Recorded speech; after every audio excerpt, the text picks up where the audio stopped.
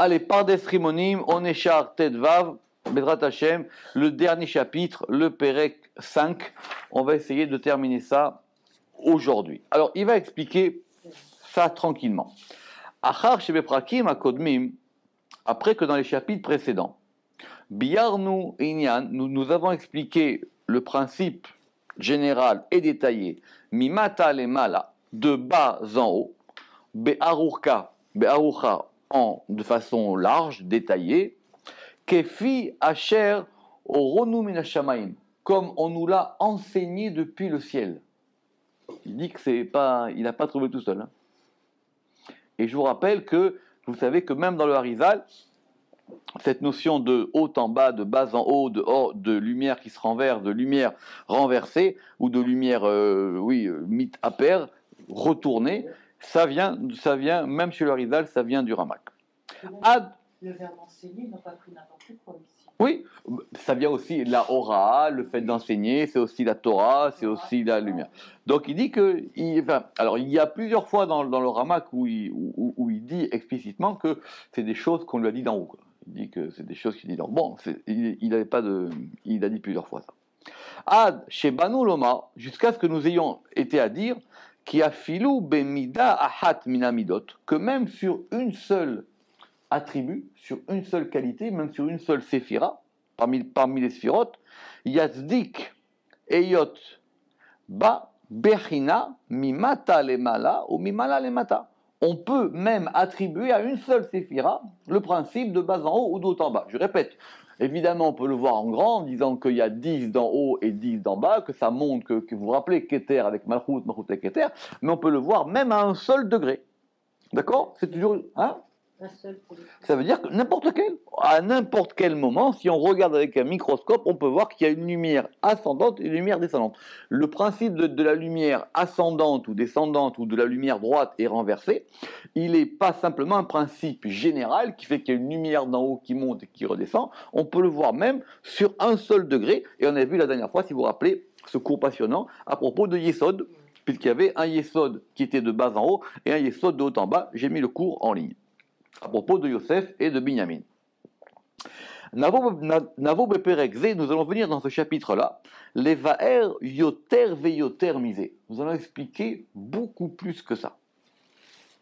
Ki Gam Bemida Ahat Be'atzma. Parce que même dans une seule Mida, à l'intérieur d'elle-même, Be'atzma, dans sa substance même, Yizdak Eyot Kitsata Mimala Lemata, on pourra attribuer qu'elle est un petit peu de haut en bas, Vektsata Mimata Lemala, et un petit peu de haut, de bas en haut. Mineoube, ça veut dire de soi par rapport à soi, en soi-même.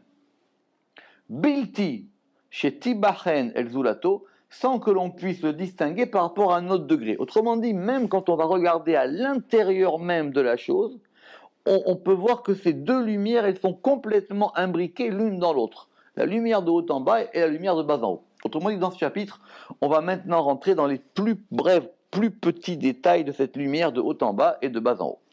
Mais ça va être très compliqué, parce qu'ici, aujourd'hui, on va parler des noms. On ne va plus parler des sphirotes. On avait parlé dans le chapitre 4 des sphirotes, vous vous rappelez, Yesod. Maintenant, on va parler des noms divins, d'où le petit dessin que vous avez à côté.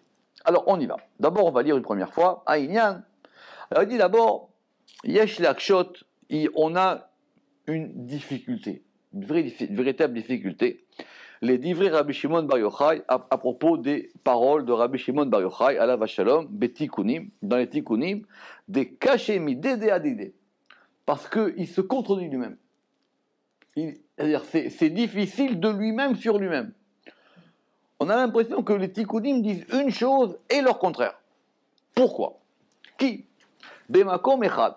Parce que par exemple, dans un endroit, Amar, il dit, chez Shem ben Dalet, que le nom de 4 lettres, Bemilou Yudin,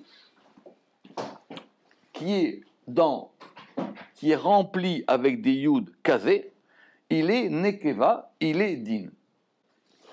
Le dessin, il faut l'avoir, mais ce sont des noms sacrés. Vous savez que donc le nom global divin, c'est Yud, Ke, Vav, Ke. D'accord. Ce nom divin Yud, Ke, Vav, Ke, on peut l'écrire en milouï, c'est-à-dire de façon remplie.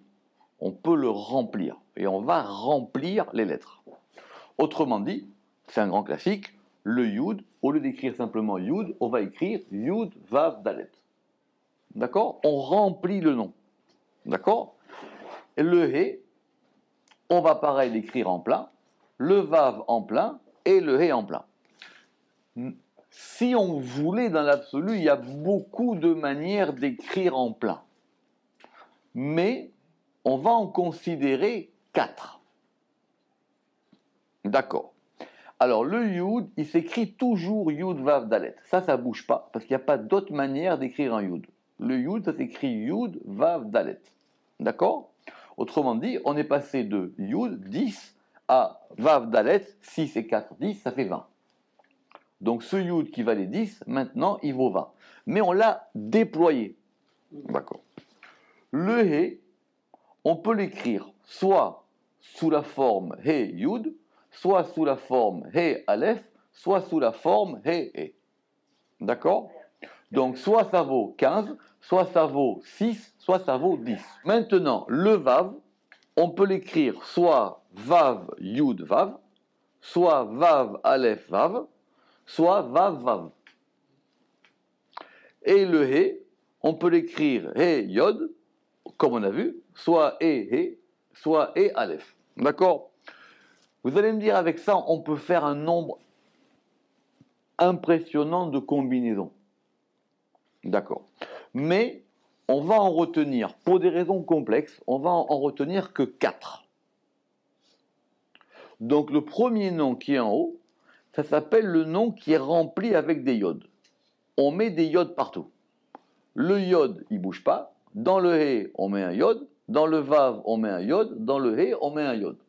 D'accord? Ce nom-là, vous ferez le calcul, il a pour valeur numérique 72. Il s'appelle le Shem Av. Il a pour Gematria Chesed. C'est le nom le plus haut possible qu'on peut avoir. Ok? On va aller directement au troisième nom, parce que le deuxième est compliqué. Le troisième nom, on remplit tout avec des Aleph. On met des Aleph partout. D'accord? On met des Aleph partout. Donc dans le premier, on met des Yud partout. Dans le troisième, on met des Aleph partout. Vous ferez le calcul. Ce nom-là, il a pour valeur numérique 45. Il s'appelle le Shem Ma, mais même qui vaut 40 et qui vaut 5. Il s'appelle aussi, on verra plus tard, Adam. Adam, c'est le nom de Adam. C'est le nom de Adam. Ok. Ok. Le schéma. Maintenant, entre ces deux noms-là, qui sont les noms les plus clairs, parce qu'on a opéré avec une seule sorte de remplissage, on a deux noms intermédiaires. Le nom...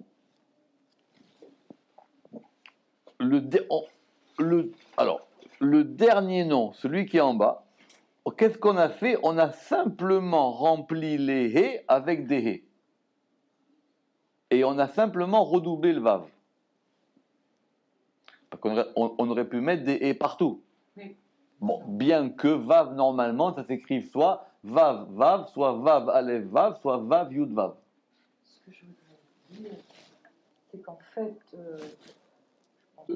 Donc je reprends, donc le nom d'en bas, lui, il a pour valeur numérique 52, il s'appelle le Shem Ben, ou le Shem Ban, ça dépend, d'accord? On dit les deux.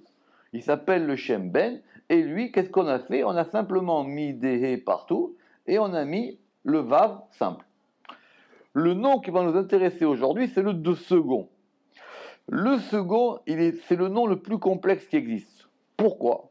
Parce que d'un côté, on a rempli les He avec des Yod, donc comme le nom de 72, mais on a rempli le Vav avec un Aleph comme le nom de 45. Donc si vous voulez, c'est un nom qui va tirer des deux côtés. Combien? Il vaut celui-là 63. C'est le Shem Sag. C'est le nom dont le roi David se servait pour repousser ses ennemis. Sag. Sag. C'est le nom dont le roi David se servait pour repousser ses ennemis. Sa mère et... D'accord. Après, si vous voulez, on peut attribuer des sphirotes. On va dire que Av, il est lié à Chorma, Sag, il est lié à Bina, Ma, il est lié à Tiferet, et Ben, il est lié à Malchut. D'accord? Parce qu'on peut dire aussi qu'après, ça correspond aussi à Yud, Ke, Vav, Ke. Le sac, il est lié à... D'accord? Vous voyez, on peut dire comme ça, que celui-là, il correspond au Yud, celui-là, il correspond au Ré, celui-là correspond au Vav, celui-là correspond au Ré. D'accord? Donc, on peut dire que le Yud, il correspond à Chorma ou Keter, le Shem Av, le Shem Sag, il correspond au Ré, le Shem Ma, il correspond au Vav, et le Shem E. Dernier point, mais ce n'est pas le sujet d'aujourd'hui, les trois premiers noms ont chacun 10 lettres. Or, le dernier, il n'a que 9 lettres. D'accord? Donc, ça fait en tout 39 lettres. Et ces 39 lettres-là, c'est Gematria Tal, c'est ça la rosée divine qui descend sur terre, ce sont ces 39 lettres. C'est ça le Tal. Le dernier, attends, 9 lettres. Parce que le Vav, dans les deux autres, on l'a rempli avec 2 lettres, alors que ici, celui-là, on l'a mis. Donc, quand on pense au Tal, ce sont ces 39 lettres-là qui descendent. Ok? Ça, c'est le principe général. Si vous voulez, un jour, on fera un cours sur ces noms. Mais vous inquiétez pas. Quand on sera dans la porte de Shar Praté Hashemot, on expliquera ça en long, en large, etc. Mais ça, c'est des noms très importants. Av, Sag, Maben, etc. Alors maintenant, on reprend. Ki bemakom echad amar sheshem ben dalet bemilou yudin kaze yud he vav e. Donc, c'est-à-dire le shem Sag. D'accord? Donc il dit, dans un endroit du Zohar, on nous dit que ce nom-là, c'est-à-dire le second de la liste, on est d'accord? Hein? C'est le même. Il est nekeva, il est féminin, et il est din. Donc il dit, il y a marqué dans un endroit que ce nom-là, le deuxième, il est din. Pourquoi est-ce qu'on a pris celui-là? C'est ça toute la question d'aujourd'hui. Et les Shono Batikunim, et voilà qu'est-ce qui est marqué dans les Tikkunim. Alors, évidemment, les Tikkunim parlent toujours du premier verset de la Torah, qui est Bereshit, Bara, Elohim. Ok. Et aujourd'hui, dans ces Tikkunim-là, on va parler du nom Elohim. Elohim. Pourquoi est-ce que la Torah commence par le nom de Elohim? Ça ne manque pas les noms divins. Ah, ou que moi, voici, on a établi des Taman, parce que là-bas, c'est-à-dire là-bas où? Là-bas, dans le nom de Elohim, des Chilou, c'est là-bas qu'il y a la crainte. Le nom de Elohim, c'est un nom qui est lié à la crainte. D'ailleurs, Elohim, ça veut dire aussi une puissance. Même dans la Torah, ça arrive que des fois que Elohim, c'est un prince, c'est un juge, c'est quelqu'un qui représente une autorité. Elohim. Misitra, du côté des hâtes de la lettre He Yod. Donc notez, He Yod, c'est-à-dire on a pris le He, et le He, on l'a rempli avec un Yod. Comme dans le Shem Av et dans le Shem Sag. Comme dans le nom 1 et comme dans le nom 2. Ok? Parce que des II, parce que cette lettre He, quand elle est écrite et Yod, elle est du côté gauche. II Lesmala. Ah! Comment tu peux me dire que la lettre He, He Yod, elle est du côté gauche? Des Afalgav, des Atiad, des Atiod, II Rachame. Parce que, malgré tout, la lettre Yud, elle indique la miséricorde. Donc comment tu peux me dire que le nom He Yod, il représente le din, la rigueur, le côté gauche, alors qu'il y a une lettre Yod? Pourquoi? Be'atar de Shalta He Ala, parce que dans le lieu où c'est la lettre He qui domine, Ala sur quoi? Qui va dominer sur la lettre Yod, parce qu'on a He Yod. Donc c'est le He qui domine le Yod.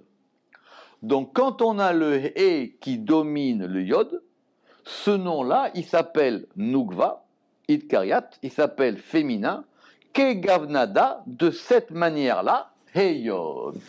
De cette manière-là, He Yod. Ve'airaza, et ce mystère, Midgalia, il se déploie dans le nom Yod, He, Vav, E, avec des Yod dans les He et un Aleph dans le Vav. Donc, c'est-à-dire le Shem de 63, le Shem Sag. Donc, machma que le Zohar nous dit ici, que ce nom-là, il est féminin. Pourquoi? Parce que dans ce nom-là, comme c'est les He qui dominent les Yod, donc c'est un nom qui a prédominance masculine. Vous allez me dire, mais on n'a pas compté le Yud. Parce que le Yud, lui, il est Yod Vav Dalet. Il ne bouge pas. Vous allez me dire, on n'a pas compté le Vav. Parce que le Vav, il est Vav Aleph Vav. C'est une question. Mais ici, on a dit que le He Yod, c'est un principe féminin. Bien qu'il y ait un Yod, mais c'est le He qui l'emporte, qui domine le Yod.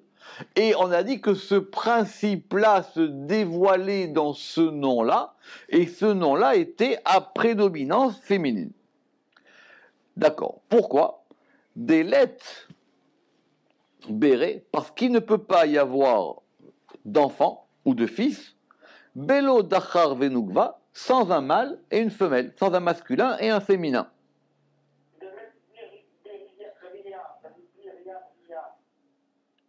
Parce qu'il n'y a pas de création, on peut dire les deux. Mais en tout cas, on peut dire Béré ou Béra, parce qu'il n'y a pas de création ou il n'y a pas de fils de création sans le masculin et le féminin. Des Trin Shutfin Inun, parce que pour qu'il y ait un enfant, il faut qu'il y ait donc deux associés.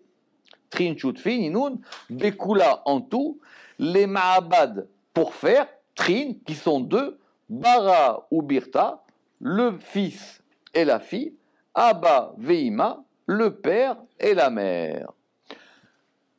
Donc le Zohar nous dit que on peut avoir du masculin dans le féminin et ensemble, mais il y a bien une prédominance. Had Ya'iv Tipa Dechora, un il va donner une goutte masculine, Vechad Ya'iv Nugva, et un il va donner l'élément féminin. Vechad Shalid Dechora Nugva, et quand va dominer le masculin sur le féminin, ça s'appelle Iyu Dachar. Vechad Shalit Nugva al Dechora, et quand va dominer le féminin sur le masculin, I Nekeva, ça I Nugva, elle est féminine. D'accord? Donc, qu'on ait les deux, c'est normal.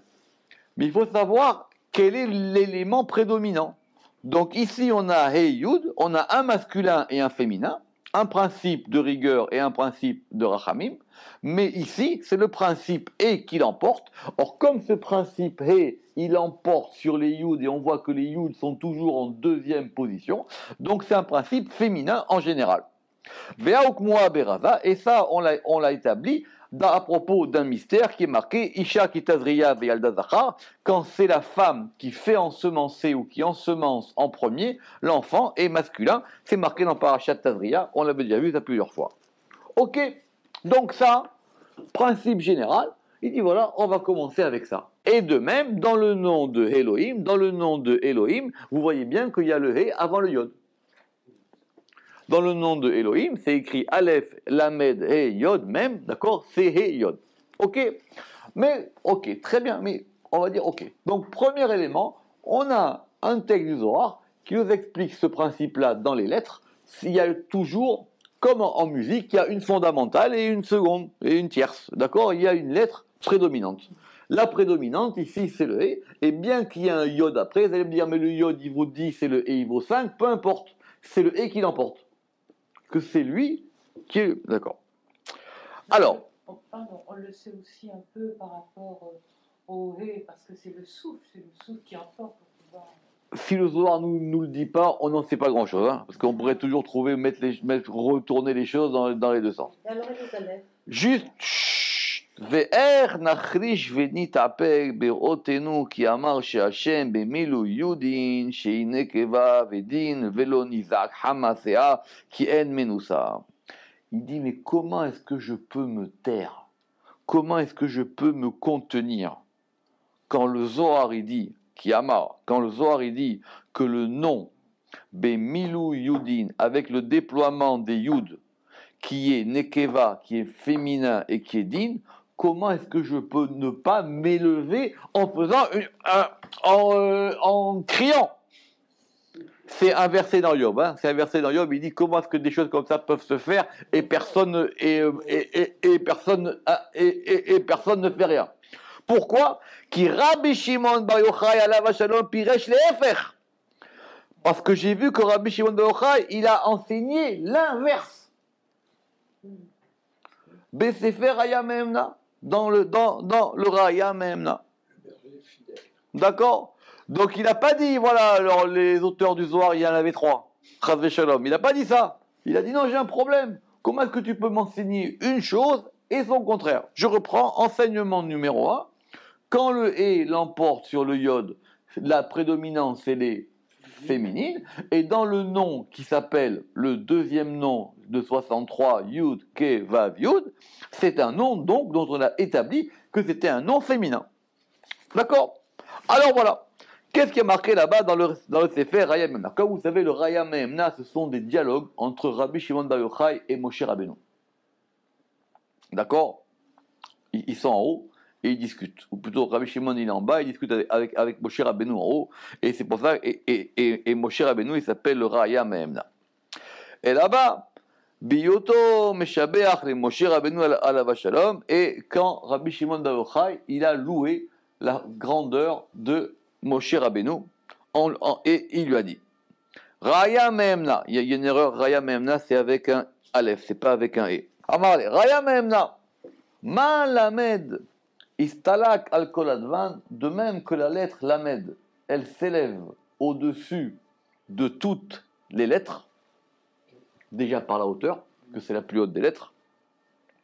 Achiata, les stalka al kol birian, toi dans le futur tu t'élèveras au-dessus de toutes les créatures. Begin, parce que des istalak lishma, parce que toi tu t'es élevé au nom qui est Yud, He, Vav, E, le nôtre. Le même, le deuxième. Donc on parle de la même chose. Donc là c'est Rabbi Shimon Bar Yochai qui parle à Moshe Rabbeinu, il dit voilà, toi déjà, toi tu es lié à ce nom-là. Pourquoi? Des rouges béné Lamed. Parce que le compte de ce nom, il est Lamed. Pourquoi est-ce qu'il est Lamed? Parce que dans le nom, le deuxième nom, vous avez 3 yods. Et donc ces 3 yods-là, ils forment un Lamed. Donc, dans ce deuxième nom, on va considérer les 3 yodines. D'accord? Ok. Donc, il lui dit, toi, tu es attaché à ce nom, parce que dans ce nom-là, il y a 3 yods, et ces 3 yods, ils forment un lamed. Des bekadmita, mais avant d'arriver à ce nom-là, avid beshem yod kevavke, tu étais attaché à un autre nom. Le deuxième, enfin le troisième, ça dépend de haut en bas, le troisième qui est le nom des Aleph. Or, dans ce nom des Aleph, combien de yod on a? On a 1 yod et 3 Aleph. D'accord? Parce que ce nom-là, il est Yod, Aleph, Aleph, Aleph. Donc, il a 13. On est en train de regarder à la fois l'intérieur du milouï et à la fois le yod général. Parce que sinon, on aurait considéré le vav dalet. Il faut suivre. Sinon, on aurait considéré le vav dalet. Je reprends. Rabbi Shimon Bar Yochai, il dit à Moshe, toi, tu es arrivé à ce nom-là. Ce nom de 63. Parce que dans ce nom-là, il y a 3 yods.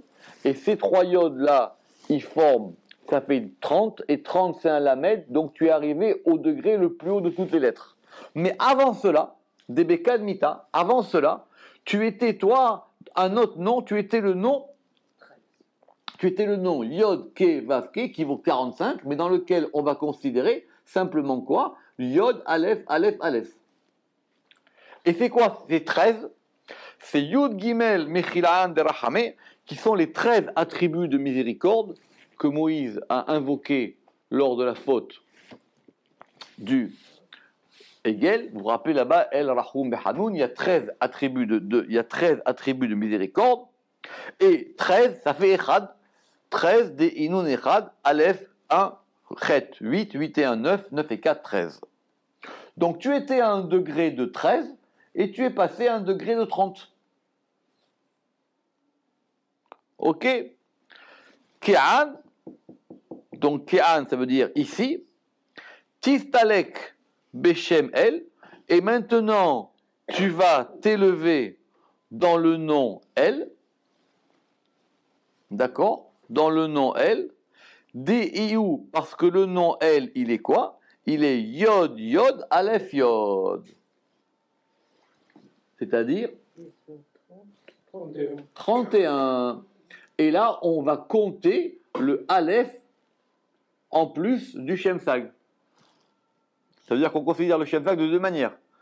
Au départ, il lui a dit c'est 30, et maintenant c'est 31.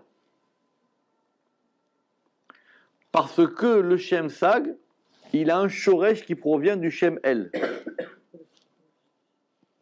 C'est compliqué. Le Shemsag, ce deuxième nom, il a une racine qui provient du Shem El. Au départ, il disait ça. Toi, tu es Lamed parce que tu as Yod, Yod, Yod. Maintenant, avant, tu étais dans le Shemma parce que toi, tu correspondais à, on a dit, Yod, Aleph, Aleph, Aleph, à 13. 13 qui sont les 13 attributs de miséricorde, qui sont Echad. Et maintenant, toi, tu arrives à ce nom-là de Sag. Et donc, ce nom-là de Sag, d'accord, ce nom-là de Sag, il vaut 31. 31 dans quoi? 31 dans sa racine. Enfin, dans son milouï. D'accord? Des trin shema'an saïdin, parce qu'il y a deux noms qui témoignent. Allo avechad ekulenu, allo el echad baranu. Il y a un seul Père pour nous tous, et il y a un seul Dieu qui nous a créés. Qu'est-ce qu'on apprend de ce deuxième Zohar? On apprend de ce deuxième Zohar que le nom de 63, il est plus haut que le Shemma. Et parce qu'il lui dit que c'est plus haut. Il lui dit tu étais passé de ce nom-là à un autre nom. Donc il lui dit que tu as augmenté de niveau. Or, qu'est-ce qu'il a dit le premier Zohar? Il est passé de Tiferet à Bina. Tout à fait. Et qu'est-ce qu'il dit le premier Zohar? Il dit que ce nom-là, le premier, il était lié à un côté féminin de rigueur. Alors donc c'est pas une montée alors. T'as descendu. C'est monté. On va comprendre la question. C'est vrai qu'a priori, la question pourrait choquer. On va dire, mais pourquoi est-ce que le Ramak, maintenant, il va se poser des questions comme ça? Il a qu'à dire c'est deux degrés différents. Il y a un degré masculin, il y a un degré féminin. Mais on va voir pourquoi est-ce que ça lui pose problème. Veine, kavanat ama'amar mevu'eret. Ce que ce passage du Zohar veut nous dire, c'est très clair. Ki milou yudin ou lemala mimilou yalfin. Que le nom qui est rempli avec des yods, il est plus haut que le nom qui est rempli avec des aleph. Puisqu'il a dit que tu as monté. Tu étais dans le nom des aleph et tu es monté dans le nom des yodin. Ve'ine, noda ou mefursam bedivre Rabbi Shimon bar Yochai. Et il est connu et il est public dans les paroles de Rabbi Shimon bar Yochai. Bemekomot en mispar. Dans des endroits sans nombre. Ça veut dire, c'est marqué, on va dire, on peut... partout. Qui milouille alfin ou bechorma.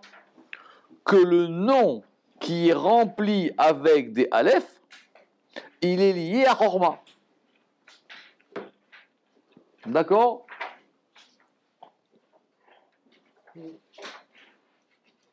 Il dit ok. On comprend de ce texte du Zohar que le nom qui est fait avec des yodines, c'est-à-dire le deuxième nom, le Shemsag, où les Ma'ala, il est au-dessus du nom qui est fait avec des alfines, qui est fait avec des aleph. D'accord? Veine, noda ou mefursam b'divrei Rabbi Shimon bar Yochai. Mais il dit c'est quelque chose de connu, c'est quelque chose de public dans les paroles de Rabbi Shimon bar Yochai. Bemekomot en mispar, dans des endroits sans nombre. Qui milou yalfin ou bechorma. Que quand on a le nom avec les aleph, lui il correspond à Chorma. Et Chorma, on décompose le mot en deux et ça va faire Koachma. C'est-à-dire la force de Ma, et c'est-à-dire la force du nom Ma. La force du Shem Ma. Koachma, Chorma, c'est lui qui donne la force à ce nom-là. Donc tu me dis que le nom de Yodin, il est au niveau féminin et rigueur, et qu'il est au-dessus de Chorma. Il n'y a pas de principe féminin au-dessus de Chorma. Au-dessus de Chorma, c'est quoi? C'est Keter. Voilà la question du Rama. Et Keter, il n'est pas féminin. Exactement, il est au-dessus de tous les gens. Quand nous, on avait pu comprendre que le Shem Sag était dans Bina, c'est quand on dit que le Shem Sag qui est dans Bina et que le Shem Ma, il est dans Tiferet. Mais il dit non, le Shem Ma, il est lié Koachma. C'est la force du Shem Ma, c'est Koachma. Et tu me dis que le Shem Sag, avec les Yodin, lui, il est encore au-dessus. Et comment c'est possible? Veine. Al dererze yimatse eyot milou Yodin.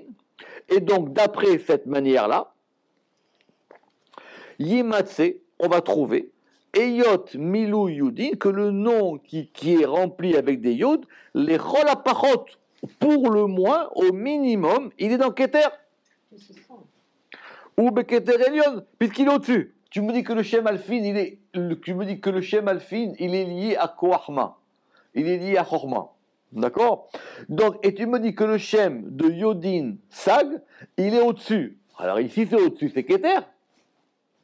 Maintenant, comment tu peux oser dire qu'il est féminin? Vous comprenez la question? Comment tu peux me dire maintenant que ce nom-là, il est féminin? Et en plus,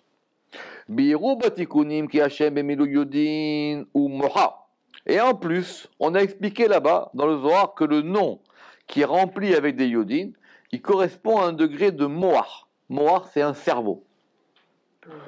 Ou Bemilou Yalfin, et dans le quand c'est le nom qui est rempli avec des aleph, ou Avira, il correspond à l'Avira. C'est quoi Avira? C'est l'air qu'il y a entre le cerveau, entre le crâne et le cerveau. Donc il est au-dessus. Vous comprenez? Si vous avez la boîte crânienne, c'est encore au-dessus. Ou Avira, Ve'ayodin, Mitlabeshin ou Mitalmim, et les Yudin, ils s'habillent et ils se cachent à l'intérieur des Avirines. Donc, le Shemma, normalement, il est au-dessus du Shem Sag. D'accord? Mais Kolze bier Rabbi Shimon bar Yochai Rabbi Shlomo betikonim beparashat ve'atat echazeh. Il dit ça, c'est expliqué dans le Zohar, dans les tikonim, dans la parasha ve'atat echazeh. Ze sefer Tolot Adam. Et à propos de ce fameux verset, voici le livre des enfantements de Adam. Ve'kaché ki achar she'Hashem b'milou yalfin ib chochma. Puisque maintenant on sait que ce Shem qui remplit avec des aleph, il est dans chochma, et que chochma c'est Abba, c'est le père. Des Chora, c'est masculin. Rahamé, ce sont des miséricordes. Vadaï, assurément. Ech nomar chez Hachem, bemilou yodin, shuli malachi, nugva. Ah, vadaï kashia.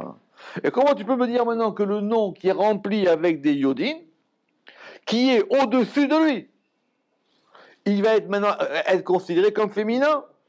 Ah, vadaï kashia. Il dit ça, assurément, c'est compliqué.